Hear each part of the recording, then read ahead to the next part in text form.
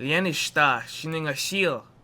Hey everybody, welcome to Nga, is what I just said in Nashan. That's right. Today is another Conlang showcase. Before we start this showcase, if you are all interested, I do a lot of stuff on here, so if you could please subscribe to the YouTube channel, that would be extremely appreciated. We do lots of fun stuff here. And join the Discord server too. I'll have links for that in the description. We have a lot of fun on the Discord server. Anyway, Nashan, the Nashan language.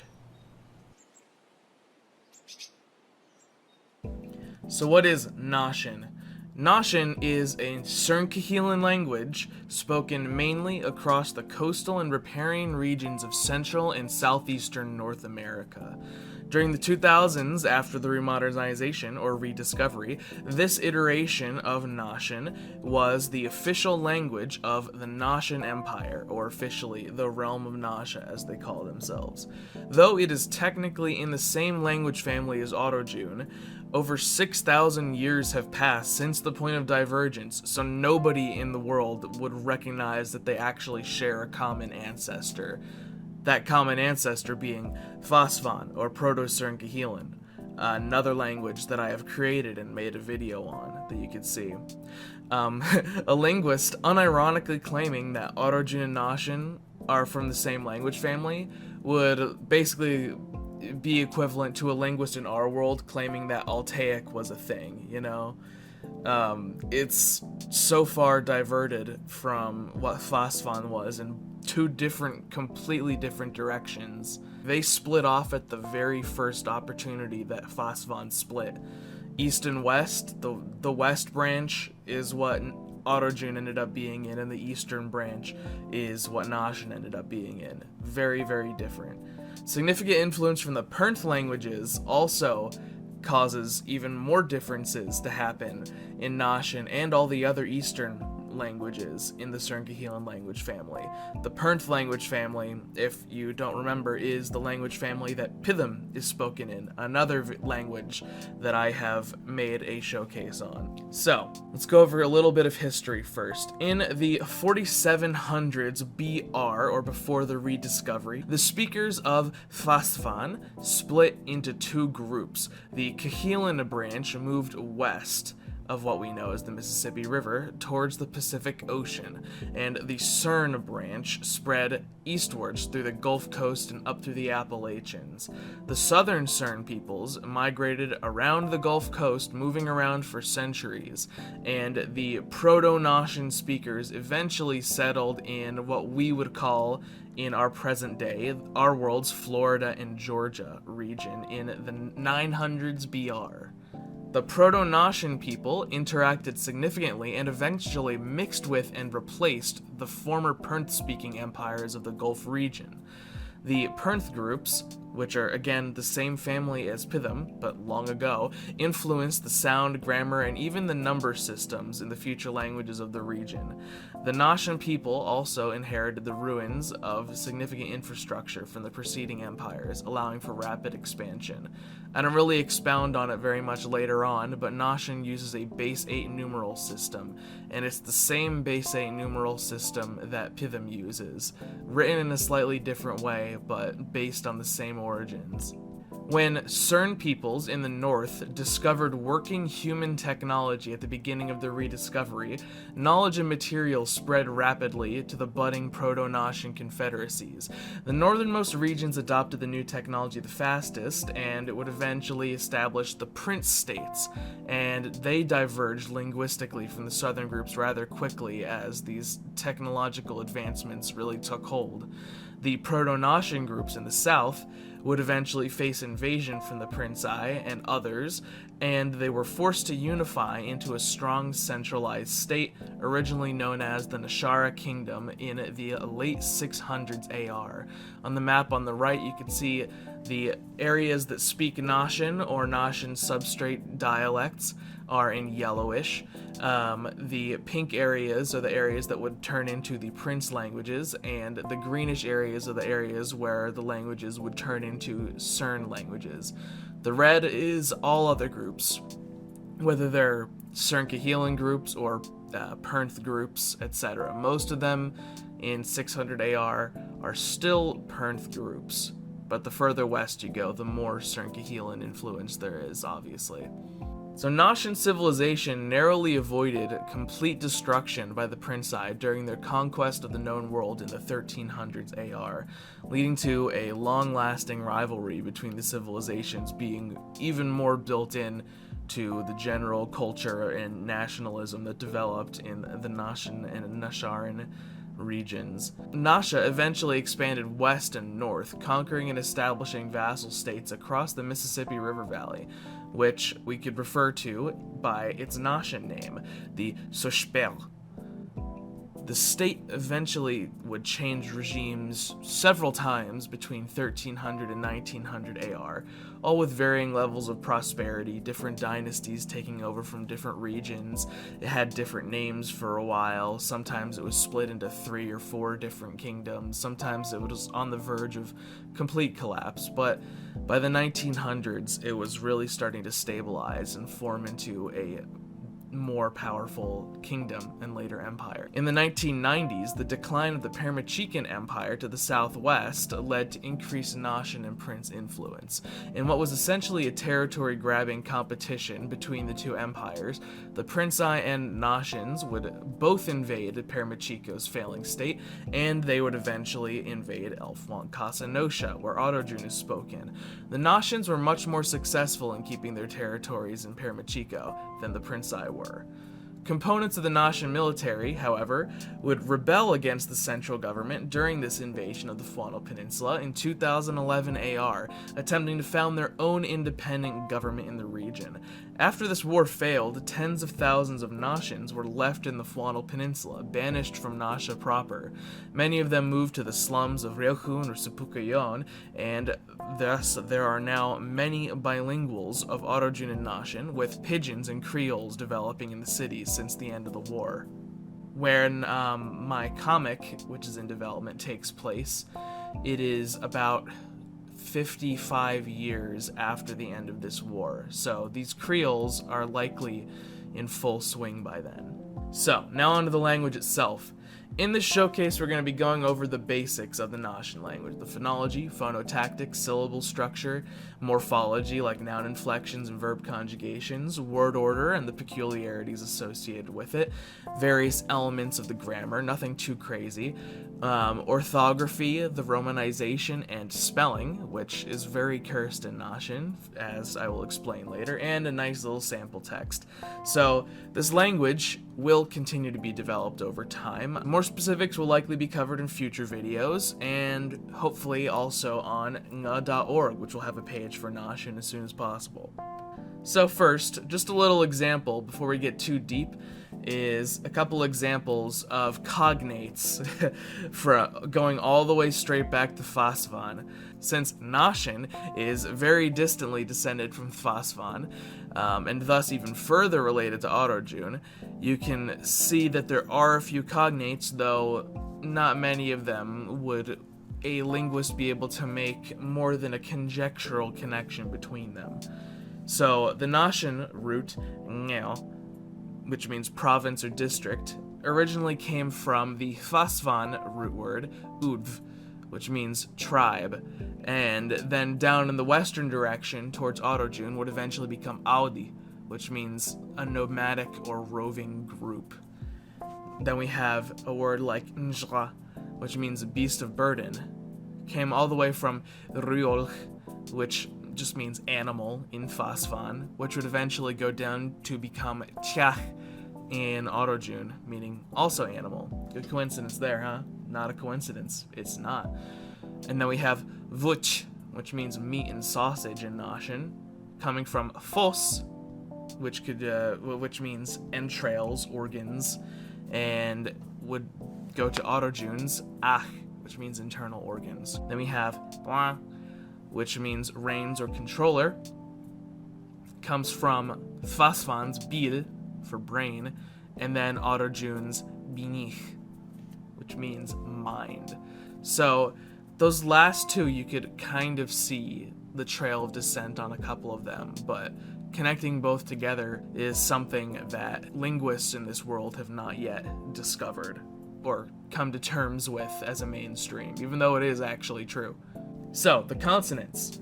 The consonants of Nashan are p, w, b, w, t, dw, d, dw, k, gwa, g, gwa, f, v, s, z, sh, j, h, h, r, h, w, y, m, n, nya, ng, ng, l, lia, ts, cha. In the romanization, it looks like this. The only digraphs are the labialized consonants, so you'll have a PW for poi, a BW for bois, etc. Everybody else has various diacritics or alterations. I use the symbol for the dark L, or the weird Polish version of L, for the lia. We have nya as the end with the tilde. We have ng, of course, with the agma. And then for the uvular nasal, I just put a tilde on the ng. So that's fun. I've got a keyboard made for it on Keyman. If you want to learn how to use Keyman, I also have a video about that. T is the letter C, and ch is the letter C with an acute on it. And then for sh and zh, we just have S and Z with acutes on them as well. So, the vowels. This is a very large vowel chart, but let me just explain. The top left is the most important part to look at here. The vowels in Nashan are I, U, U, E, O,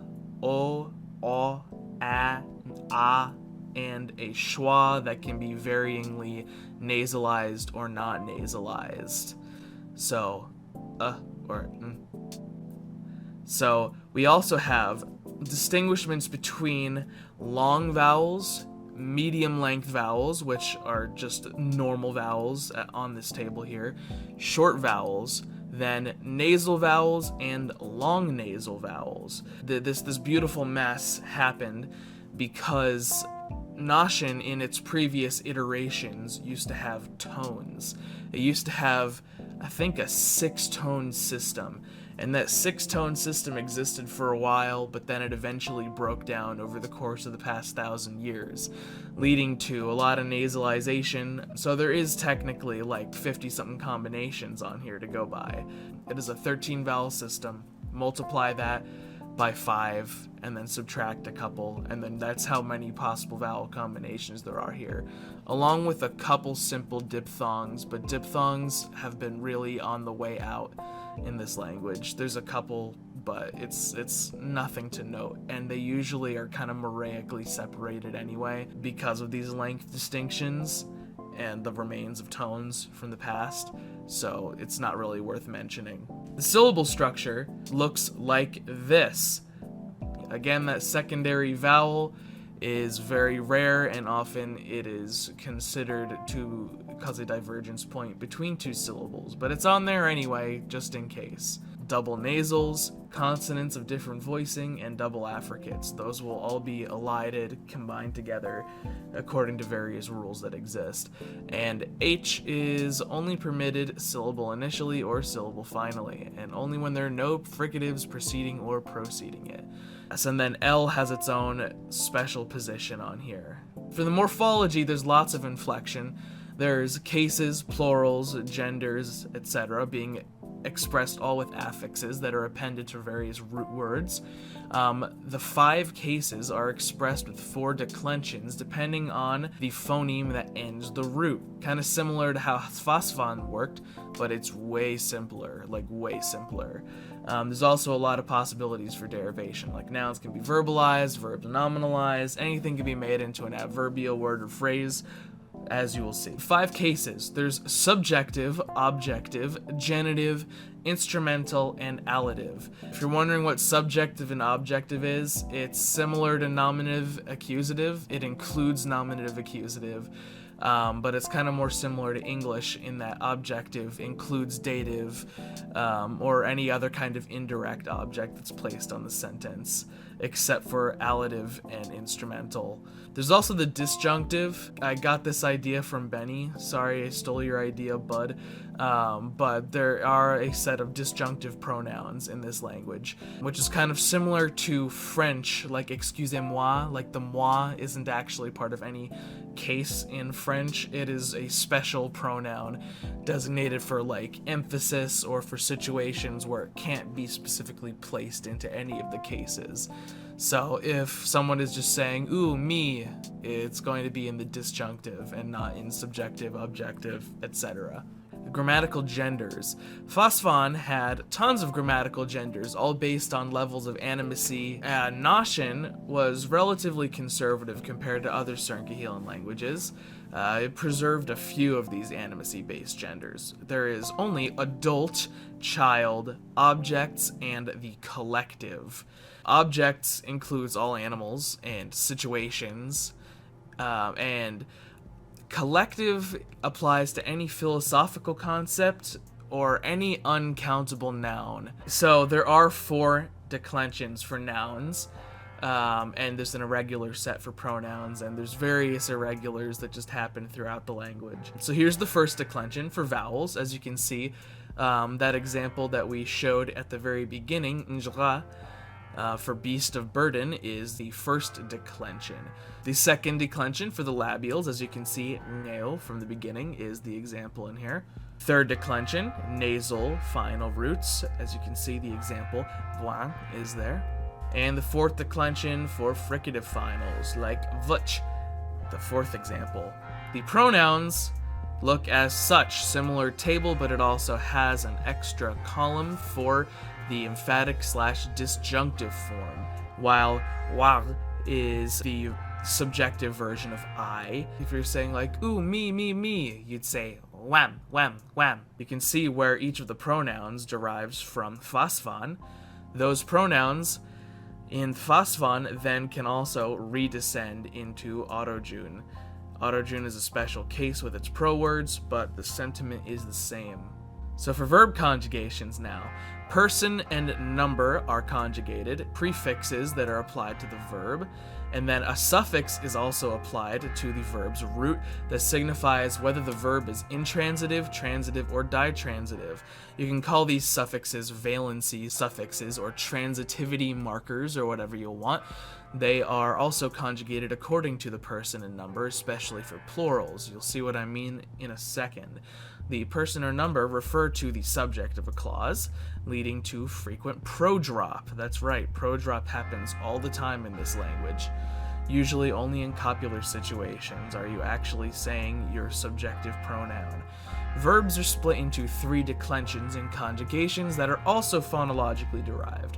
The first conjugation is for verb roots that begin with plosives or fricatives. The second conjugation is for roots that begin with vowels, and the third conjugation is for roots that begin with nasal or lateral sounds. So here's the first conjugation. There's the chart right there. You can see how the intransitive form is merely a subject pronoun inspired prefix placed at the beginning of the verb root. Then for transitive and ditransitive, you have different endings. The ditransitive is always a ng at the end that deletes preceding ya, wa, ra, and ha. And the transitive is more based on what that prefix is, though that distinction is really only applied for plurals. Here's the second conjugation for those that are vowel initial. Same story. And here's the third conjugation for those that begin laterally or initially. Also pretty similar, but there is a distinction. We're getting into the juicier bits. Word order, grammatical structures, etc. So, SVO, though there is often prodrop, is the typical word order for indicative transitive statements. SV or VS could work fine for indicative, intransitive statements. Again, the subject can often be faded away because the verb will be good enough. Now, SIVO is the typical structure for indicative ditransitive statements, though this is not always the case. Then SO with a particle, gw, for negative, meaning not or no, is the general word order for a negative or irreal statement. And then questions don't really have a word order as long as they include the particle full before the verb and immediately following the tense word, which we'll get into. As an example, the sentence, they caused the conflict. They, preterite marker, cause conflict in the objective case. They didn't cause the conflict is and as you can see, not is gu in there, and it places the object of the sentence immediately after the subject. They conflict, not preterite cause. And then the question, did they cause the conflict? Kind of depends on what you're considering the most important part. That's what goes in the beginning. In this case, it's conflict. So you'd say, nin dul.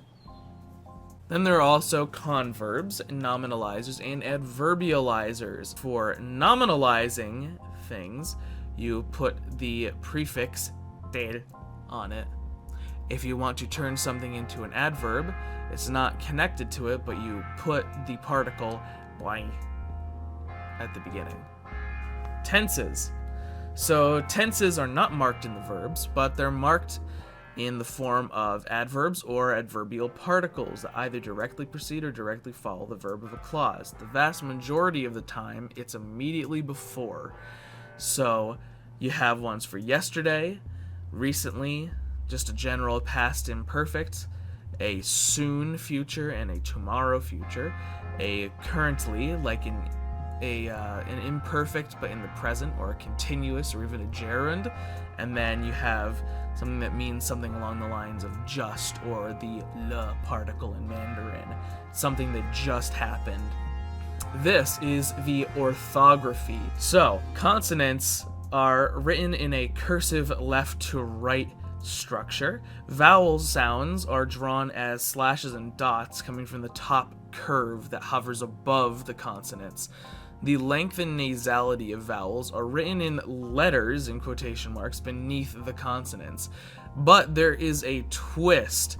This is a made-up word right there, doage. You can see how it's written, you can see the components, how the consonants flow, and then there are little acronyms, LN, LV, SN, Schwa, etc., for these symbols that are hanging down below. That is because of the old tone system in the older versions of Nashan over 1,000 years ago when this writing language was first being codified. That's right. Most of the time, you can connect the length and nasality of a vowel to one of these symbols, but that is not at all 100% of the case. For example, what I have written down below, the name of the language, Nashan, that is phonetically written. That is actually slightly different than the spelling that I had at the very beginning of the video, at the beginning of the showcase. I wrote it phonetically just so that this system would make more sense visually when I was getting everything all put together. The correct spelling is super antiquated, and it's based on the consonants of about 1600 AR, and it is based on the vowel tones from over 1,000 years ago, sometimes as early as 500 AR. Notice that there's no letters for the phonemes ch and la. That's because in 1600 AR, those phonemes did not exist. There's also no different symbol for a short vowel that is not nasalized, and that is usually just grouped into the Schwa group whenever it is being spelled out today, though not 100% of the time. Sometimes it'll be written with a nasal vowel symbol, which came from the descending tone. It is very complicated, though I'd still say this is better than English spelling. Oh boy. Oh boy. So you're gonna see, if you're paying extra close attention, the incongruities and cursedness of the spelling. The following message is a letter written by the Nashan general Rakaramat, as I say in English, to the Emperor Narkoda in 2011 AR, right after the beginning of the invasion of the Faunal Peninsula, and about 4 months before Rakeramat would eventually betray the Empire, as I explained earlier, and cause that massive and tragic diaspora of Nashan soldiers in the Faunal Peninsula after the war ended. So here's what General Rakeramat had to say to Narkoda.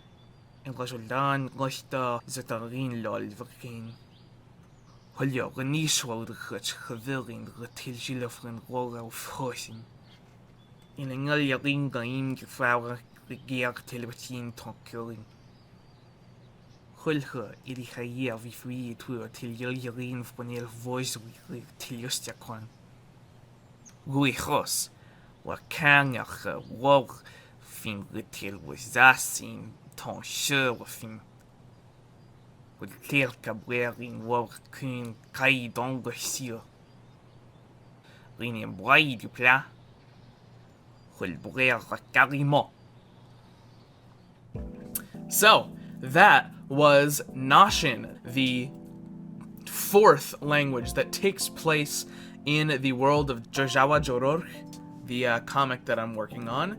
Still working on the English name. I'm almost leaning on Dog Days because that would be a good pun, but we'll see. Yeah, fourth language in that world. A lot of the history is explained in my book, A Grammar of the Arodjun Language, which is available for $22 on Amazon. This language is a long time coming. If you've been watching the channel for a while, there's, I think, like 4 or so live streams that are entirely dedicated just to the evolution of the language's phonology and just to the evolution of the roots and stuff straight from Hvasvan. Also, a lot of the aspects of this language came directly from your recommendations. We had like a live stream whenever I finally finished the phonological developments, and we talked about things that we wanted to be in the actual language, and a lot of those ended up being what ended up happening. So it's super cool. The original idea for the writing language for this I created back in, I think, 2014 or something. So again, just like Arodjun was a long time in development, in a way so was Nashan, because in real life, the Nashan war, the Nashan invasion of Elfwant Casanosha, happened in my physical yard model when I was 11 years old, and my friends would come over and we conduct a lot of the battles and stuff and write down all the history on the old, still extant but now very, very defunct canonically, it is not canon, website, EFC Embassy. It's a Google site, you can still find it somewhere, but again, it's not really canon anymore because I was 11 and it wasn't very coherent. But it's still really cool seeing all this come together, and I wanted this one to be really special because now that there's Arodjun and Nashan, a lot of very fun interactions can happen between those. And I'm very hyped about that and how it will appear in my comic that is in development. If you are a patron of mine, you've been seeing regular updates on the process of the comic, and I've posted a couple little teaser screenshots out on various other platforms that will be able to be seen on nga.org relatively soon. It's going to be released both in English and in Arodjun, so you got a few reasons to go check it out. It's going to be really cool. If you like this video, please remember to like, comment, and subscribe. Subscribing is the most important one. Let's get ourselves past 3,000 subscribers. It would mean a lot. It would be really awesome. And if you are interested in becoming a patron, it exists on patreon.com/nga. There will be a patron video coming out relatively soon with a certain epic gamer Kakyoin and his language, Urha. And for now, we will end this video with a quote from another language created by fellow Conlang YouTuber Babelingua.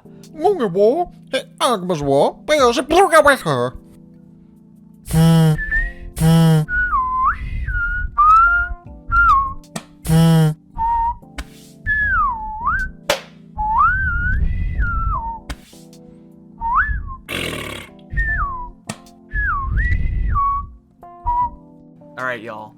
Until next time, Nga is out. Ha! Woo! Nashan showcase made. Alright, bye.